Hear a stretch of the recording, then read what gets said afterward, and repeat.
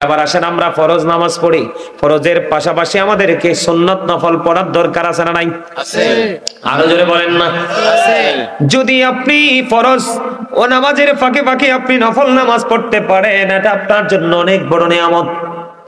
আপনার জীবনে আমার জীবনে অনেক ফরজ আমল ছুটে যায় কিনা? যায়। ফরজ আমল যখন ছুটে যায় বন্ধু, আপনার সুন্নাত নফল আমল দ্বারা আপনার কাল হাসরের ময়দানে ওই ফরজের ঘাটতিটা আল্লাহ ফিল আপ করে দিবে। সুবহানাল্লাহ।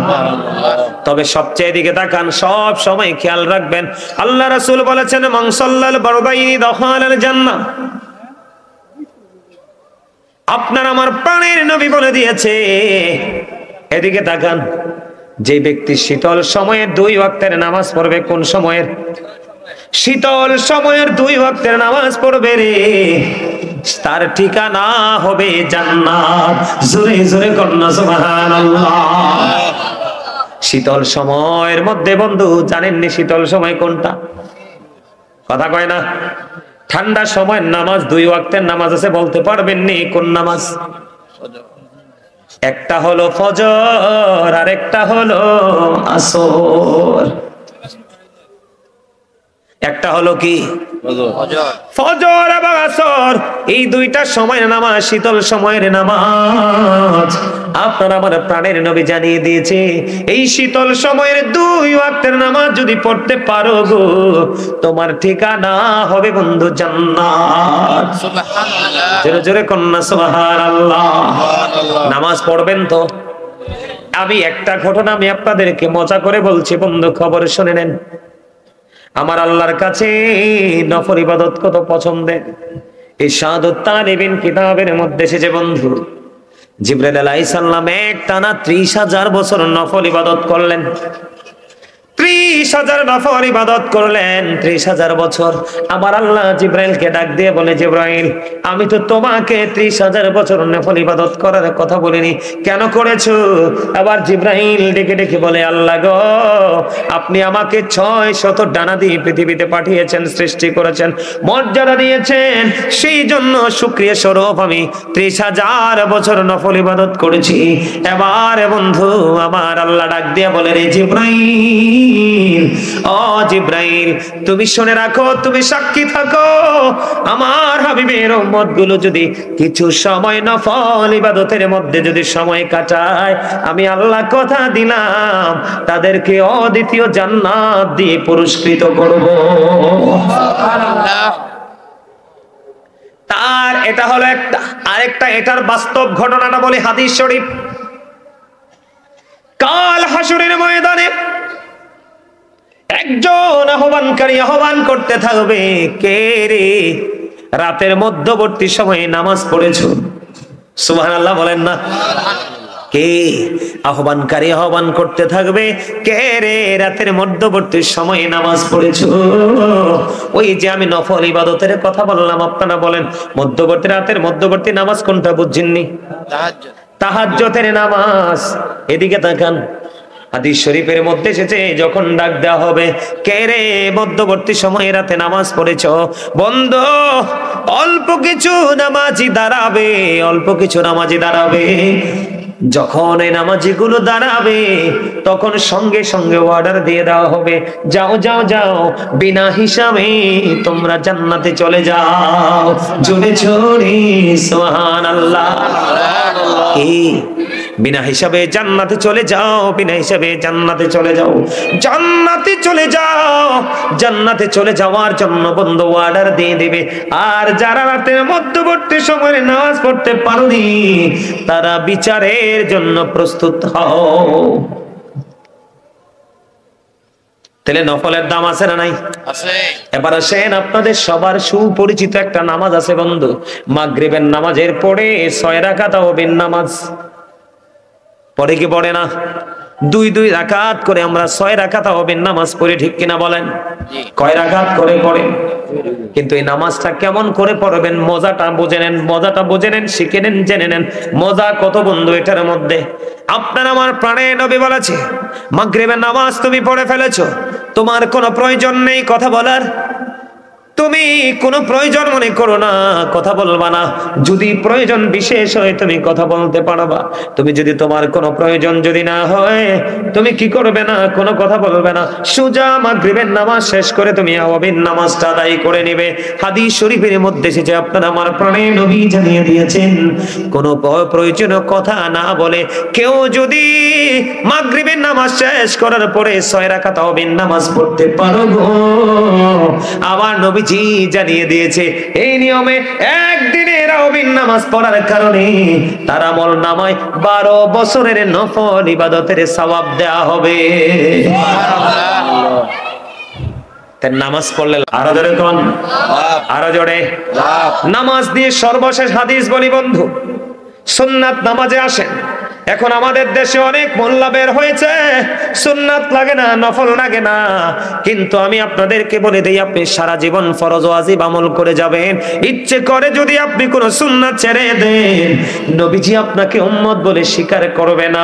আমার নবী যদি আপনাকে উম্মত বলে স্বীকার না করে রে, আপনাকে মুক্তি দেওয়ার কেউই নাই।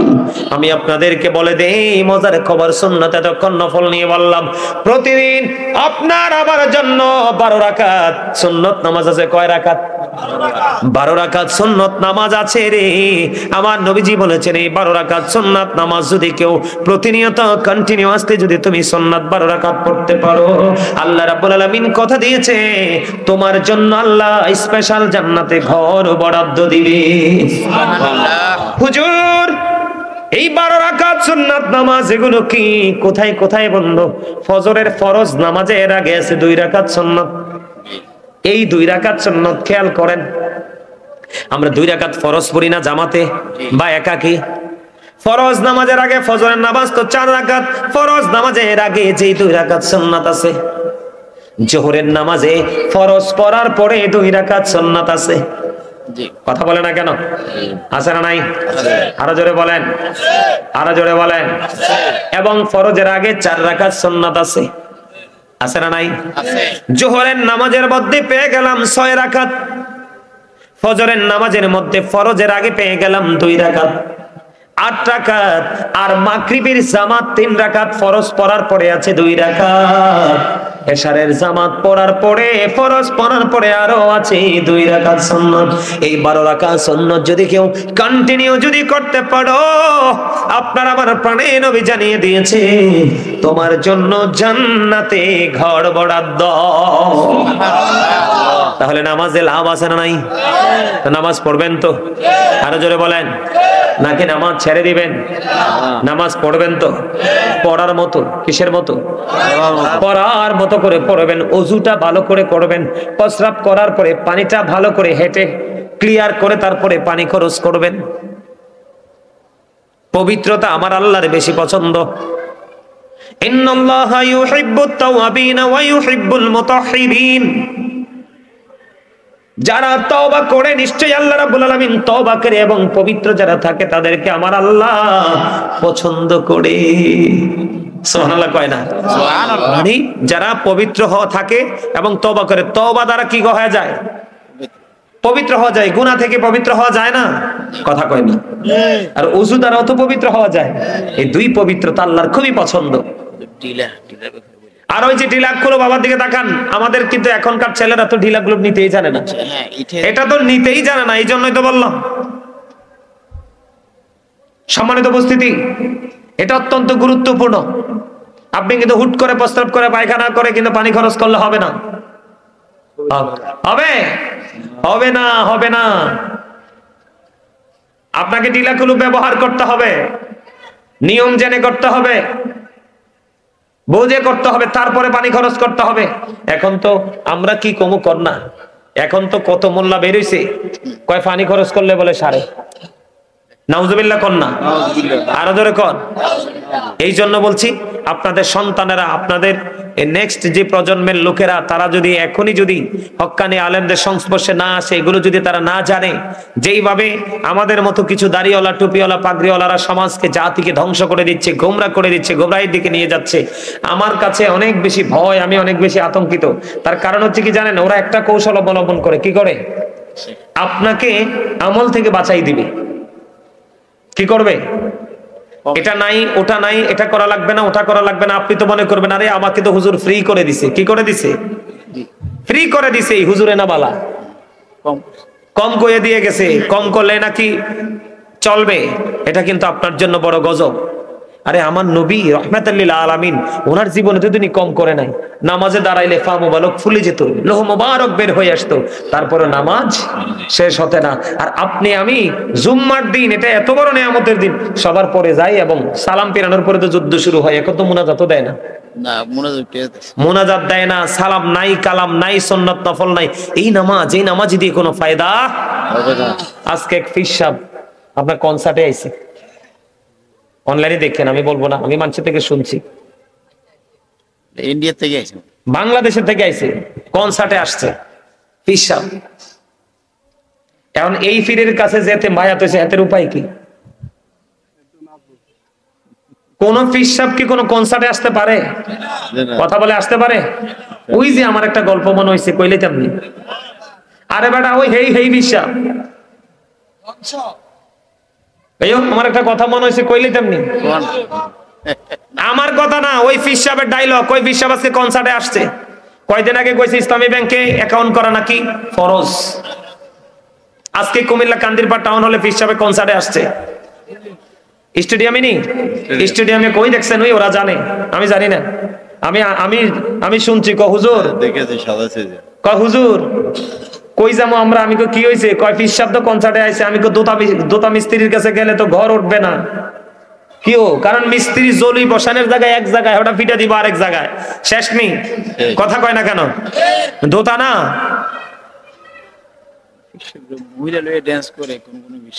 ওই যে কইতাছে মহিলা লইয়া ডান্সিং করে ফিস সাহেব। তবে জান কেন মগুর সালাম দিতে পারেন না? মগুর সালাম বুঝেননি? মানে লোকালটা বললাম, বাংলাটা বললাম আর কি। আমার কথা আপনারা বুঝতেছেন? আপনাদেরকে কি করতে হবে? এগুলো খেয়াল করতে হবে। কি করতে হবে? খেয়াল করতে হবে। এত উদাসীন হলে হবে না, এত অসচেতন হলে হবে না। এই ছেলেরার পর্দার কথা তো একটু বলে ফেলেছি, একটু আগে বলছি না? ছেলেদের পর্দা কোথায়? নাভি বরাবর আর নিচে দিয়ে টাকনোর উপরে এইটুকু ঢেকে রাখা, এই কন্ডিশনে পোশাক পরাটা পুরুষের জন্য ফরজ।